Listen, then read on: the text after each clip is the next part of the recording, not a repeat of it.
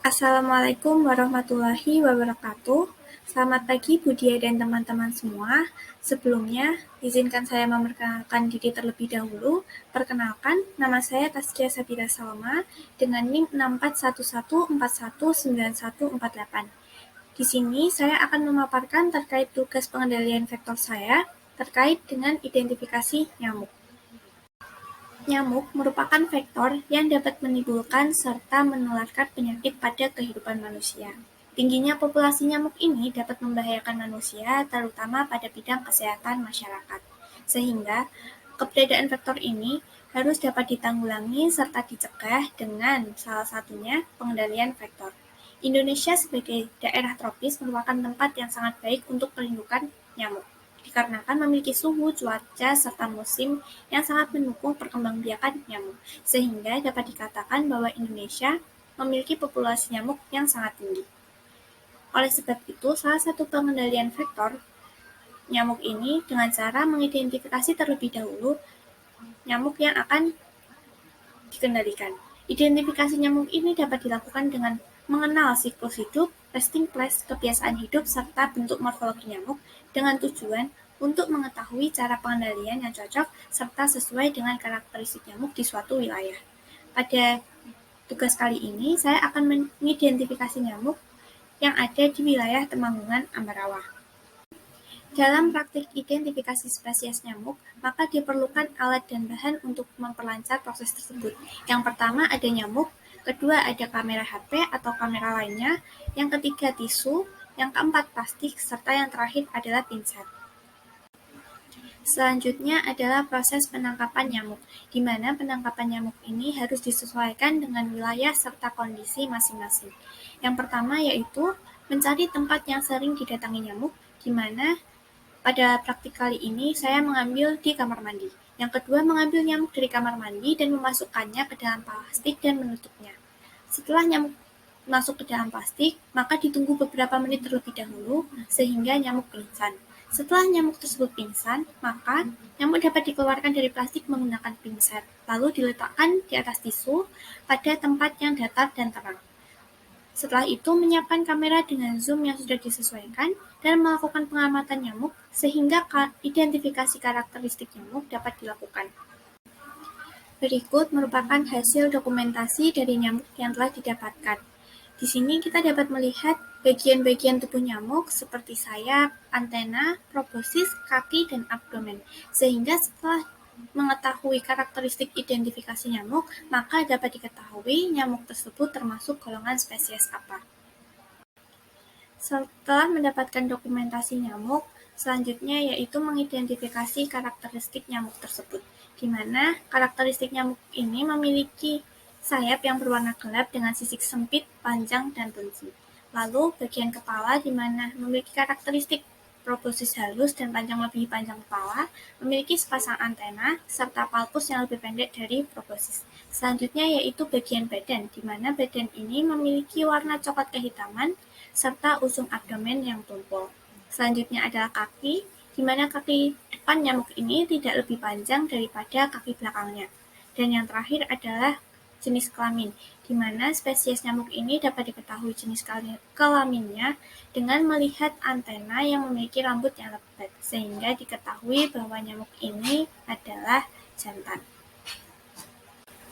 Setelah mengidentifikasi karakteristik bagian-bagian nyamuk, mulai dari karakteristik sayap, antena, proboscis, kaki, serta abdomen, maka dapat diketahui bahwa nyamuk yang diteliti termasuk golongan nyamuk culex.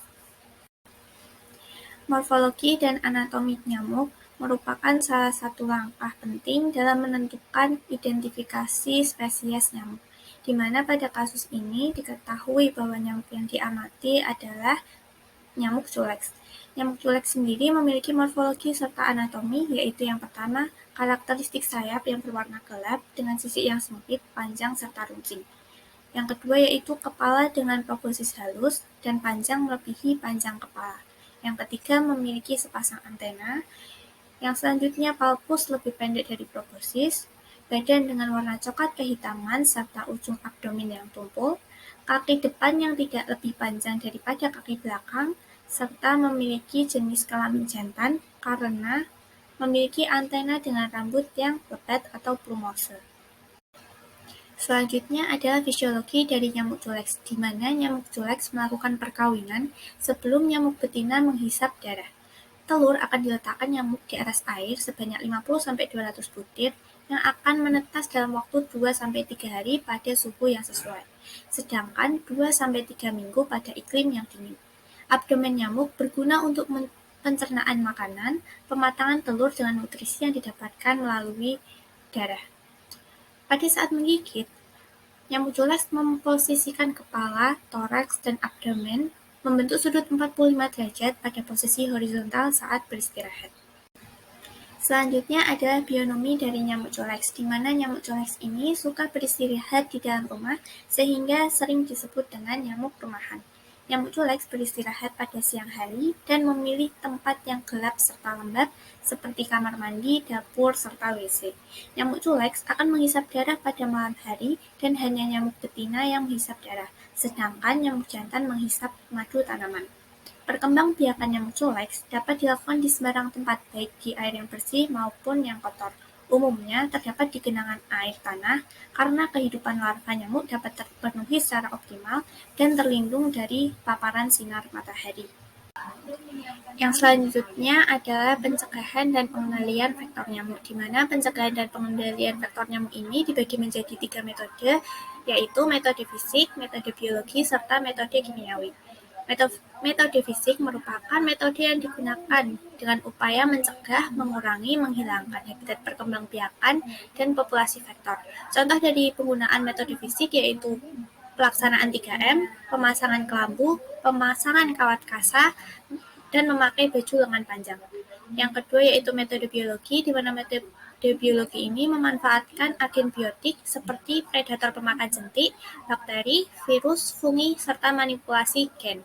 Lalu yang terakhir yaitu metode kimiawi, di mana metode kimiawi ini merupakan metode yang digunakan dengan memanfaatkan bahan kimiawi seperti surface spray atau IRS, kelambu berinsektisida, larvasida, insektisida rumah tangga, dan lain-lain.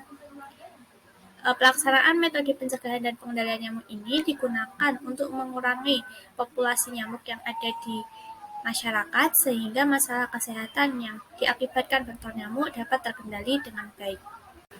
Selanjutnya, kesimpulan yang didapatkan pada praktik kali ini yaitu nyamuk yang ditemukan diidentifikasi adalah termasuk golongan spesies culex, di mana nyamuk culex ini termasuk nyamuk rumahan dengan karakteristik sayap yang sempit, panjang, dan runcing, serta memiliki kebiasaan menggigit pada malam hari. Setelah mengetahui morfologi dan kebiasaan menggigit nyamuk, maka dapat dilakukan pengendalian vektor nyamuk dengan memperhatikan spesies serta wilayah yang akan dilakukan pengendalian. Upaya pencegahan dan pengendalian vektor nyamuk dapat dilaksanakan dengan 3 metode, yaitu metode fisik, kimia, serta biologi, sesuai dengan kebutuhan masing-masing. Salah satu upaya yang dapat efektif dilaksanakan oleh masyarakat secara mandiri yaitu upaya 3M. Sekian presentasi dari saya, kurang lebihnya mohon maaf. Wassalamualaikum warahmatullahi wabarakatuh.